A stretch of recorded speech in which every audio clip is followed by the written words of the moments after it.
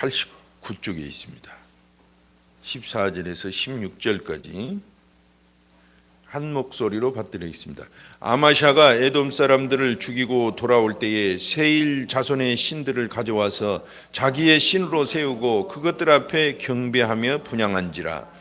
그러므로 여호와께서 아마샤에게 진노하사 한 선지자를 그에게 보내시니 그가 이르되 저 백성의 신들이 그들의 백성을 왕의 손에서 능히 구원하지 못하였거늘 왕은 어찌하여 그 신들에게 구하나이까 하며, 선지자가 아직 그에게 말할 때 왕이 그에게 이르되 우리가 너를 왕의 모사로 삼았느냐? 그치라. 어찌하여 맞으려 하느냐 하니, 선지자가 그치며 이르되 왕이 이 일을 행하고 나의 경고를 듣지 아니하니 하나님이 왕을 멸하시기로 작정하신 줄 알았노라 아노라 하였더라. 아멘. 오늘 역대하 25장 14절에서 16절까지 말씀을 가지고 세상에 이럴 수가 라는 제목으로 여러분과 함께 은혜를 나눌까 합니다. SBS TV 순간 포착, 세상에 이런 일을 여러분 즐겨 보실 것입니다. 저도 가끔 봅니다. 그러면 세상에는 정말 귀한 사람들이 많이 있다는 걸 알 수 있어요. 제가 검색을 해보니까 어떤 사람은 이 산에 가면 어떤 꽝이 한 마리가 그 아저씨를 졸졸졸 따라다니는 거예요. 키우지도 않았어요. 다른 사람이 가면 도망갑니다. 근데 그 아저씨만 보면은 쫓아다니고 같이 놀고 장난하고 그러는 거예요. 참 신기합니다. 또 어떤 사람은 집에서 악어를 키워요. 아주 애완동물처럼 키웁니다. 어떤 사람은 그 아나콘다나 비단뱀 큰 걸 키워요. 또 어떤 사람은 6.25 때 이 전투 중에 총을 맞았는데 뇌에 박혀 있어요. 지금도 60여 년이 지났는데 박혀 있었다는 것입니다. 그리고 이 어떤 사람은 그 강용이라는 할아버지 80세가 넘었는데 암을 평생에 6번이나 극복을 했어요. 와, 엄청나죠. 식도암, 간암, 혈액암, 방광암. 20대 때 낙상해서 사고 난 이후로 교통사고 산부인과 빼고는 병원에 안 가본 데가 없다는 것입니다. 근데 정말 건강하게 그렇게 오랫동안 살 수 있다는 게 너무 기이하니까, 신기하고 이상하니까 이 순간 포착 이 프로그램에 방영이 된 것입니다. 어떻게 보면 우리가 이 세상은 기이한 세상을 우리가 살고 있는 것 같아요. 신기하고 이해할 수 없는 것이 우리 주변에는 많이 있습니다.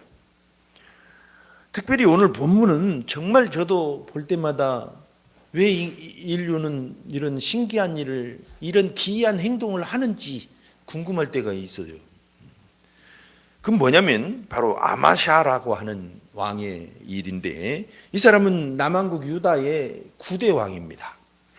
이 사람 아버지는 지난주 설교 말씀에 나왔던 요아스라고 하는 왕이에요. 여러분 지난주에도 말씀을 들었다시피 요아스 평생 하나님의 은혜로 그 보호를 받고 왕이 되었다가 그래도 이 정치를 괜찮게 했었잖아요. 그러다가 제사장이, 자기 보호자 멘토였던 제사장이 죽고 나니까 갑자기 변해가지고 우상들을 섬기기 시작하고 이러면 안 된다고 말리는 선지자들을 죽이고 그랬단 말이에요. 그래서 도대체 이해가 안 되는 행동을 그렇게 했어요. 근데 오늘 본문에도 그 아들 아마샤가 비슷한 행동을 또 하는 것입니다. 저는 오늘 본문을 읽을 때 이스라엘 사람들은 그 다윗 왕 이후에 왕들이 일어나잖아요. 그 왕들은 대부분이 다 이런 이상한 행동들을 하면서 나라를 망쳐놨었구나라는 생각을 해봅니다. 물론 좋은 왕들도 몇 있었어요. 근데 대부분은 다 남왕국이나 북왕국 이스라엘이 다 이렇게 기이한 행동을 하는, 정말 그 은혜의 하나님을 속히 떠나서 우상숭배를 하는 그런 모습들을 보였던 것입니다. 오늘 14절을 본문을 읽어볼 것 같으면 이렇게 읽죠. 이런 말씀이죠. 아마샤가 에돔 사람을 도륙하고 돌아올 때에 세일 자손의 우상들을 가져다가 자기의 신으로 세우고 그 앞에 경배하며 분향한지라. 아마샤가 에돔과 전투하러 나갈 때 이 북왕국 이스라엘에게 용병을 좀 요청했습니다. 그래서 상당한 돈을 주고 많은 용병들을 사왔어요. 군대를 사왔어요. 쉽게 말해서. 근데 하나님의 선지자가 나타나서 왕이시여, 북왕국 이 왕국과 자꾸 가까이 지내지 마세요. 그 우상 숭배하는 그 나라 자꾸 가까이 지내지 말고 또 그 나라에서 이 용병을 사왔는데 이러지 않아도 하나님이 이기게 하실 것입니다. 이렇게 조언을 해줘요. 그러니까 이 아마샤가 그 조언을 달게 받아들입니다. 이 앞부분에 보면 그게 나와요. 역대하 25장 7절. 어떤 하나님의 사람이 아마샤에게 나와서 이르되 왕이여 이스라엘 군대로 왕과 함께 가게 마옵소서. 여호와께서는 이스라엘 곧 온 에브라임 자손과 함께하지 아니하십니다. 북왕국은 너무나 우상 숭배를 많이 하니까 하나님이 손을 떼고 계신다 이거예요. 그러니까 가까이 하지 말라. 그래서 에돔을 징벌하러 갈 때 그 사람들을 다 돌려보냅니다. 돈으로 애써서 비싼 돈으로 사왔는데 다 돌려보내요. 그리고 가서 단독으로 에돔을 아주 완전히 경멸하고 짓밟고 돌아와요. 근데 돌아올 때 하나님께 감사하고 하나님께 제사를 드리고 예를 들자면 그렇게 했으면 얼마나 좋아요. 그게 정답이잖아요. 그렇게 했어야 되잖아요. 근데 세상에 이해할 수 없는 행동을 한 거예요. 뭐냐면 돌아오는 길에 그 정복지에 있었던 우상들을 가지고 와가지고 그 신을 섬기는 겁니다. 상식으로도 이해가 안 되죠. 저는 이 본문을 읽을 때 너무나 참 이해가 안 되더라고요. 너무 충격적인 그 행동이 아니겠습니까? 그래서 제가 이렇게 약간 흥분을 하면서 여러분과 함께 이 얘기를 하는 것입니다. 정말 이해할 수가 없었어요. 그런데 우리는 세상을 살다 보면 이와 비슷하게 정말 이해할 수 없는 행동들을 저 자신도 할 때가 있고 세상은 또 그렇게 많은 행동을 합니다. 인류가 그렇게 행동을 해요. 예를 하나 들어보자면 단속반이 예를 들면 마약 단속반, 예를 들면 도박 단속반, 예를 들면 불법 행위를 하는 단속반들이 있을 거 아니에요. 예전에는 그 유흥가를 단속하는 단속반도 있었어요. 지금도 가끔 출동하는. 근데 그 단속반들이 나가가지고 단속하기는커녕 그들과 함께 짝짝구기로 이렇게 놀고 있다면 어떻게 될까요? 이거 머리에 완전 꼭지 돌 일이잖아요. 마약 단속으로 보냈더니 같이 마약하고 있어. 유흥가 단속으로 보냈더니 가서 포주들하고 돈 받아서 그런 일 많았잖아요. 가서 이렇게 또 오히려 어울려. 이 아마샤라고 하는 왕은 그와 같은 행동을 한 것입니다.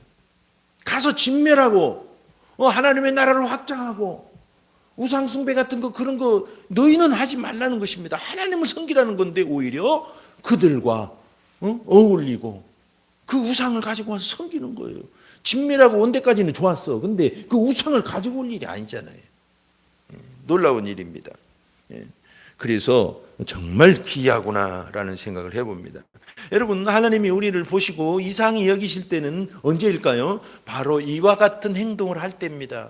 믿음 없는 행동을 할 때 하나님은 우리를 이상하다고 보셔요. 도대체 왜 그럴까? 마가복음 6장 6절을 보면 저희의 믿지 않음을 이상히 여기셨더라. 이에 모든 촌에 두루 다니시며 가르치시더라 그랬어요. 그러죠? 우리가 그렇습니다. 우리는 이 세상에 처음부터 창조될 때부터 정복자로 창조됐어요. 우리는 세상에 끌려다니거나 세상에 정복당하는 건 하나님의 뜻이 아닙니다. 오직 하나님을 섬기고 나머지 악한 영들과 신들을 우상들을 정복하고 세상의 나쁜 가치관을 정복하고 그렇게 살으라고 창조를 하셨어요. 그렇지 않습니까? 그게 우리 창조 신앙이고 우리 그리스도인들이 믿는 이 섭리입니다. 하나님의 섭리. 그래서 창세기 1장 28절에 보니까 하나님이 그들에게 복을 주시며 하나님이 그들에게 이르시되 생육하고 번성하여 땅에 충만하라, 땅을 정복하라, 바다의 물고기와 하늘의 새와 땅에 움직이는 모든 생물을 다스리라 하시니라. 그래서 이런 사명을 주셨는데 그만 죄를 범하고 모든 능력을 잃고 사명을 감당하기는커녕 정말 그들을 섬김을 받아야 될 대상들로부터 섬기고, 그런 대상을 섬기고. 예를 들자면 모든 맹수는 원래는 뭐였다고요? 애완동물이었다니까요. 근데 맹수에게 쫓기게 되고, 혐오동물 없었어요. 다 애완동물이었어요.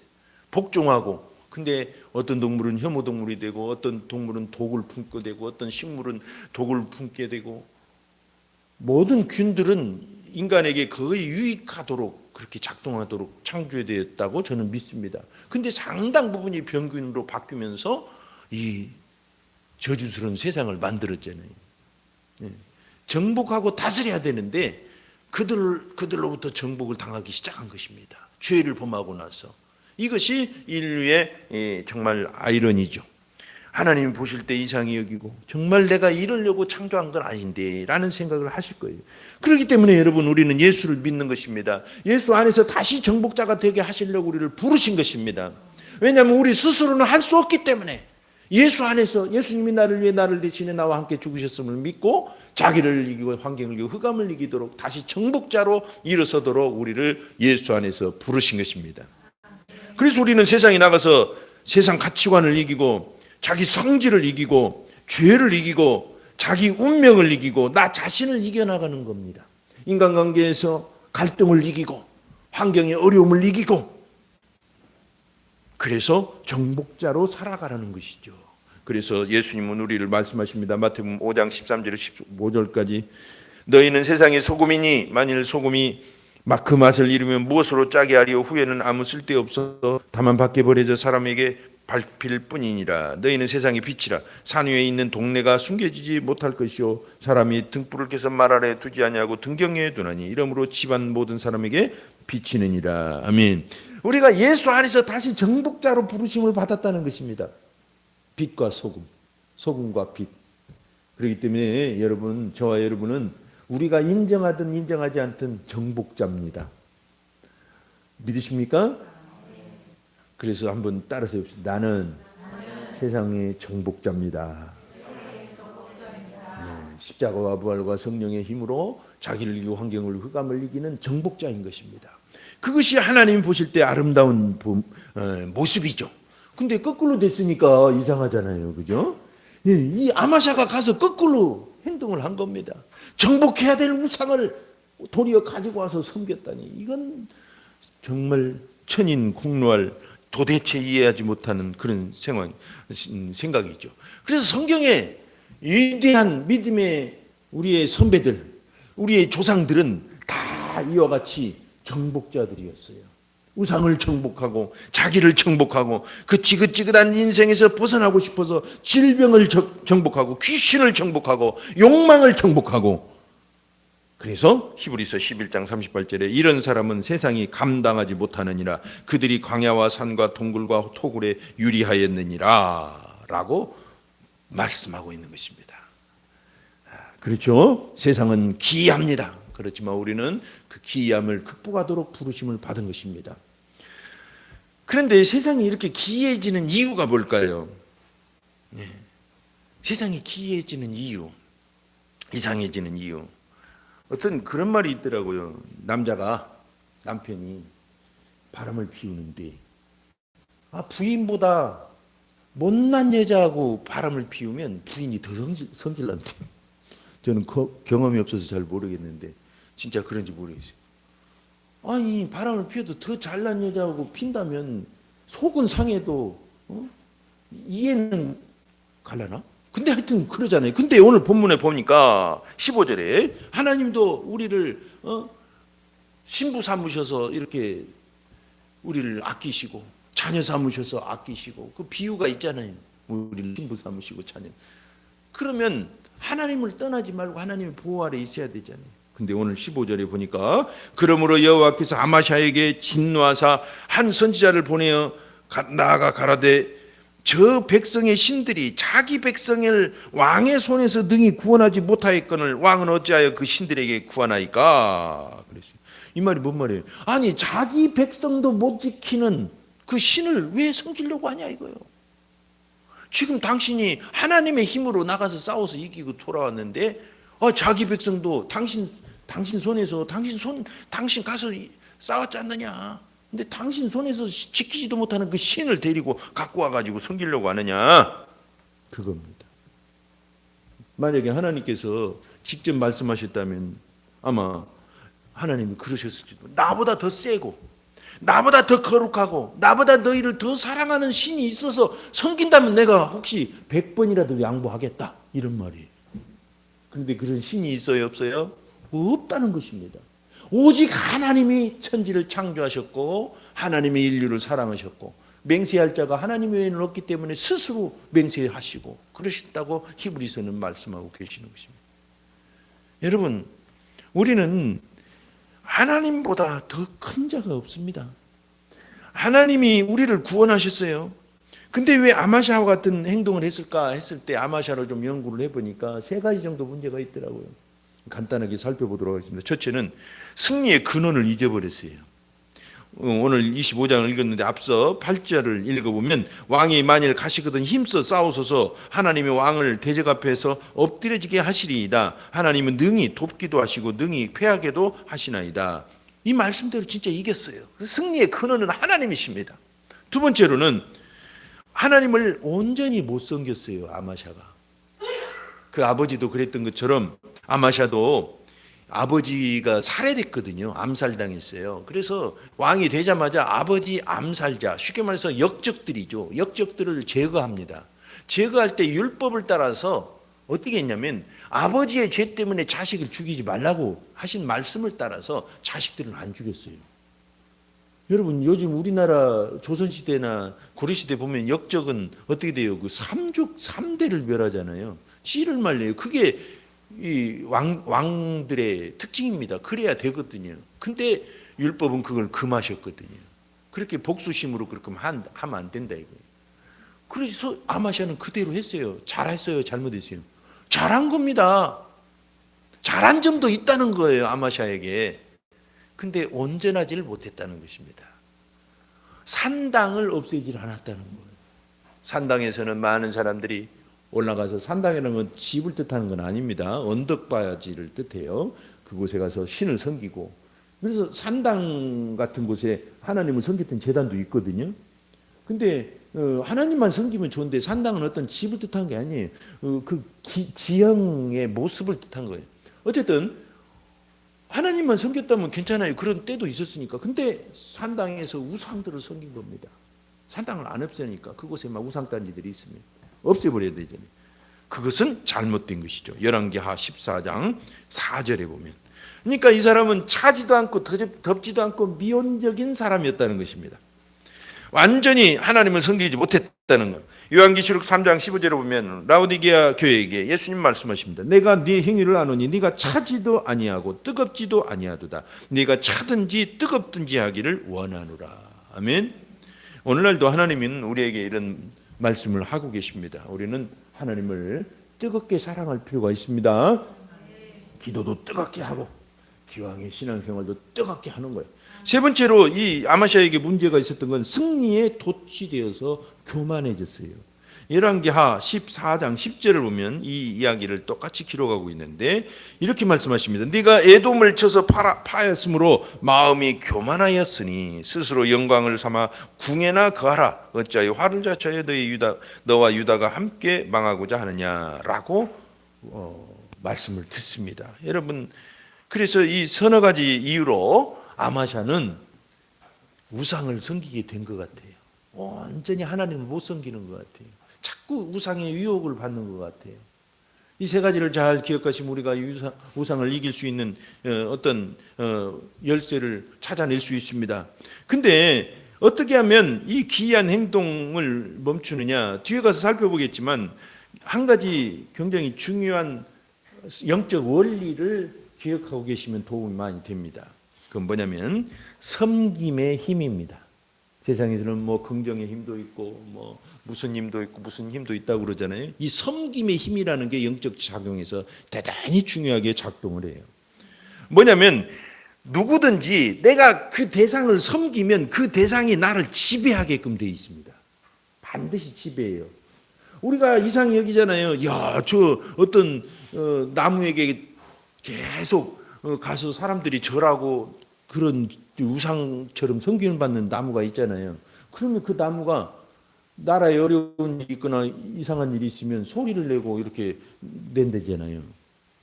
이상한 게 하나도 없어요. 섬김을 받으면 흑암이 또는 하나님께서 역사하시든지 영적 작용이 하게 돼 있습니다. 하나도 이상할 게 없어요. 어떤 바위는 막 사울 초파일날 가면은 오산에 어떤 절은 옛날에 우리 어머니가 예수 안 믿고 절에 다닐 때는 그런 얘기 가끔 했어요. 사울 초파일날 그 앞에서 막 불공을 들이면 갑자기 그 돌이 땀을 흘린대요. 안 흘렸던, 평상시에는 안 흘렸던. 왜 그럴까요? 남들은 과학적으로 이러네 저러네 말하고 귀하다 신기하다 그러지만 사실은 섬기면 그 대상이 물질적이든 생물적이든 영적인 힘을 발휘하게 된 것입니다. 그래서 신기한 일들이 생겨나게 돼 있어요. 그것이 굉장히 중요한 영적 원리라는 걸 아시고 우리는 하나님을 섬겨야 되는 것입니다. 흑암을 섬겨도 흑암은 작동을 합니다. 여러분. 그래서 로마서 6장 16절에 보면 너희 자신을 종으로 내주어 누구에게 순종하든지 그 순종함을 받는 자의 종이 되는 줄을 너희가 알지 못하느냐. 혹은 죄의 종으로 사망에 이르고 혹은 순종의 종으로 의에 이르느니라. 예수님도 요한복음 8장 34절에 죄를 범하면 죄의 종이 되느니라 그러셨어요. 그렇기 때문에 이 세상은 이렇게 기이한 일이 생길 수 있다는 걸 우리는 이해할 수가 있는 것입니다. 이해가 되시죠? 그래서 우리는 하나님만을 섬기려고 하는 것입니다. 창조주만을 섬기려고 하는 것입니다. 그리고 그렇다면 이제 어떻게 하면 이런 기이한 삶에서 벗어날 수 있을까요? 이 세상은 기이한 세상이라고 그랬습니다. 기이한 세상이 되어가는 이유도 함께 나눴습니다.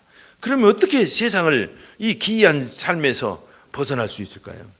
저는 예전에 10대 때 학교를 중퇴하고 조금 잠시 방앗간에서 일한 적이 있어요. 떡도 만들고 고춧가루도 찍고 고추 김치 담는다고 갈로도 오고 옛날엔 믹서기가 없었기 때문에 다 방앗간으로 갈로 왔어요. 국수도 만들고. 근데 그 방앗간이 요식업소에 해당이 됩니다. 지금 어떤지 모르겠는데. 그래서 사장님이 잘생기고 똑똑해가지고 요식업 조합장이었어요. 그러니까 정기적으로 위생검사를 하는 것입니다.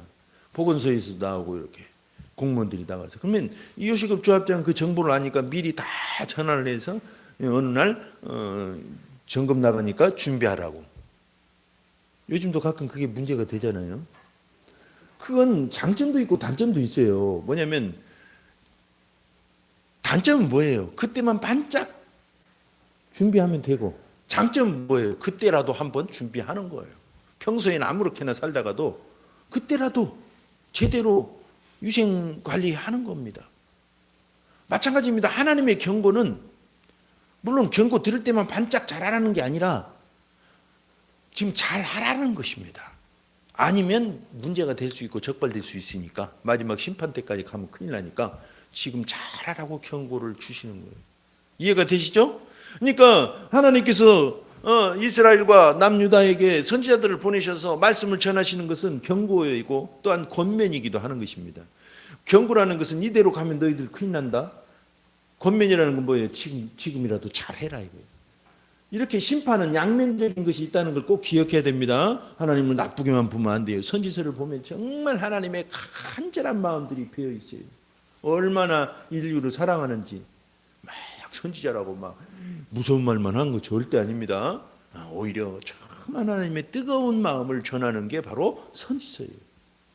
이 하나님의 선지자, 이 사람의 이름이 누군지는 밝혀지지 않았어요. 성경에 이름 없는 선지자들이 많이 나오잖아요. 16절에 보니까 선지자가 오히려 말할 때 왕이 이르되, 그래서 왕이 뭐라고 말합니까? 잘 들어야 될 테인데 뭐라고 말해? 우리가 너를 왕의 모사로 삼았느냐? 그치라 어찌하여 맞으려 하느냐? 이렇게 말을 뚝 끊어버린 거예요.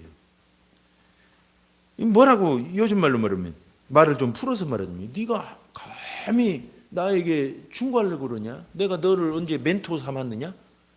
입 다무려. 안 그러면 너 죽어. 이 말이에요, 이 말이에요. 하나님의 사람이 성령의 감동으로 지금 앞서 전쟁 때도 도와주셨고, 또 하나님의 사람이 어려움을 피하도록 지금이라도 그 권면을 듣도록, 그 기이한 행동에서 벗어나도록 도와주려고 하는데 입을 막은 거예요. 여러분, 예수님께서는 이 땅에 오셔서 세 가지 신분으로 우리에게 복음을 전하셨다고 그랬습니다. 첫째는 왕, 둘째는 제사장, 셋째는 선지자적. 그래서 구약의 왕과 제사장과 선지자의 실체가 바로 예수님이신 것입니다. 구약의 모든 왕과 제사장과 선지자는 예수님의 그림자예요. 왕은 오늘날 교회에서 어떻게 적용합니까? 바로 왕은 다른 게 아니에요. 그냥 교회다 생각합니다. 리더가 있는 교회, 몸된 교회. 예수님이 머리 되시고 우리는 몸이 되어서 함께 생활하는 것을 기억하면 됩니다. 어려울 거 없어요. 또 제사장은 뭡니까? 제사장은 말씀으로 하나님의 뜻을 전하는 자들이었어요. 말을 풀어주기도 하고 제사를 대신 드려주기도 하고. 그러니까 말씀을 상징해요. 선지자는 뭡니까? 성령의 감동으로 직업이 무엇이든지 간에 가서 말씀을 전하는 자이죠. 성령의 감동을 상징해요. 오늘날 우리가 건강한 신앙생활을 균형 있게 하려면 바로 이 세 가지 균형이 잘 맞아야 됩니다. 삼위일체 신앙 균형이 맞아야 하는 것처럼 이와 같이 교회 중심이고 말씀 중심이고 성령의 감동을 따라서 신앙생활할 때 균형 있고 건강한 신앙생활을 할 수가 있는 것입니다. 이해가 되시죠? 우리는 충분히 납득을 합니다. 왜냐하면 우리 교회는 날마다 그걸 균형 있게 살아가자고 강조하고 함께 노력하니까요. 근데 이 선지자의 말을 뚝 끊어버리고 그 감동을 무시해버린 것입니다. 얼마나 참 큰일 날 짓을 하고 있는지 자기도 몰랐을 거예요. 그러자 선지자가 말을 마치고 이렇게 경고를 합니다. 선지자가 그치며 가로되 왕이 이 일을 행하고 나의 경고를 듣지 아니하니 하나님이 왕을 멸하시기로 결정하신 줄 아노라. 그랬어요. 성령의 감동을 무시하면, 누구 말도 듣지 않으면 마치 바로 왕처럼 이건 마지막인 것입니다. 마지막 길이에요. 예수님도 말씀하셨습니다. 마태복음 12장 31절. 그러므로 내가 너에게 이르노니 사람에 대한 모든 죄와 모독은 사하심을 얻되 성령을 모독하는 것은 사하심을 얻지 못하고 그랬어요. 오는 세상에서도 사하심을 얻지 못한대요. 예수님을 거역해도 기회는 있대요. 그런데 성령을 거역하면 기회가 없다는 것입니다. 왜 그런 말씀을 하셨을까요? 왜 성령님을 최후로 이렇게 최후의 하나님의 이 말씀으로 여길까요? 그것은 예수님을 믿게 하시는 분도 성령님이시고, 때로는 예수님을 몰라서 거부할 수는 있어도 성령님의 감동을 제대로 수용하면 반드시 예수님을 다시 믿게 됩니다. 그래서 성령님이 어떻게 보면 최후의 보루이셔요. 그래서 성삼위 하나님께서도 가장 마지막에 역사하시는 분은 항상 성령님이십니다. 성부, 성자, 성령. 이 땅에 강력하게 역사하신 분도 먼저 창조하신 아버지, 그 다음에 예수 그리스도, 성령 하나님, 이런 순서를 항상 갖고 계셨어요. 물론 한꺼번에 다 성부, 성자, 성령님께서 창조도 하시고 다 하셨지만 주된 사역은 그렇게 하셨다 이거예요. 그래서 오늘날을 성령 시대라고도 하잖아요. 그러니까 여러분, 성령의 감동은 하나님의 마지막 기회인 것입니다. 그래서 우리 교회는 항상 교회 중심이고 말씀 중심, 묵상을 강조하고, 그리고 또 묵상을 통해서 얻은 하나님의 감동을 강조하는 것입니다. 할렐루야. 이것이 마지막 기회이기 때문에 그래요. 그래서 데살로니가전서 5장 19절에도 성령을 소멸하지 말며라고 한마디로 우리에게 권면하고 있는 것입니다. 자, 우리는 이 기이한 세상에서 벗어나려면 이 균형 잡힌 신앙생활을 잘 하면 되는 것입니다. 성부 하나님, 성자 하나님, 그리고 성령의 감동을 따라서 말씀 중심, 교회 중심으로 살아갈 때 우리는 이 기이한 세상을 이겨나갈 수가 있는 것입니다. 기이한 세상이 이해되어지고 극복하고 정복할 수가 있는 것입니다. 세상은 정말 기이하죠. 그런데 오늘 곰곰이 생각해 보니까 하나님은 더 기이하셔요. 왜? 정말 하나님은 집 나간 자식도 기다리시고 자기 대신 하나님 되겠다고 작정하고 돌이킨 아담과 하와를 위해서도 기회를 주시고, 하나님을 멀리 떠나고 모욕하고 우상을 숭배한 그들에게도 끊임없이 하나님의 일꾼을 보내시고 기회를 주신 그분이야말로 우주에서 가장 기이하신 분이에요. 그리고 로마서 6장 6절을 보면 그분이 우리가 아직 죄인 되었을 때에 그 아들을 죽기까지 내어주시면서 그의 사랑을 확증하셨다고 그랬습니다. 로마서 5장 8절. 그리고 욥기 9장 10절에도 보면 우주에서 가장 기이하신 분이 예수님이셔요. 하나님이십니다. 시편 107편 8절에 이렇게 말씀하십니다. 여호와의 인자심과 인생에게 행하신 기이한 일을 인하여 그를 찬송할지로다. 이 시간 한번 기도하겠습니다. 기도할 때 하나님은, 세상은 기이하다고 하지만 하나님은 더 기이하십니다. 우리 같은 사람을 여전히 기다리시고 사랑하십니다. 이 기이한 세상, 이 정말 기상천외한 지상천외한 이런 세상을 사랑하시고 그 아들을 보내셨습니다. 얼마나 기이하십니까? 그분의 기이하심을 찬양하면서 감사하면서 이 시간 한번 기도하겠습니다. 하나님 아버지여, 감사합니다. 주님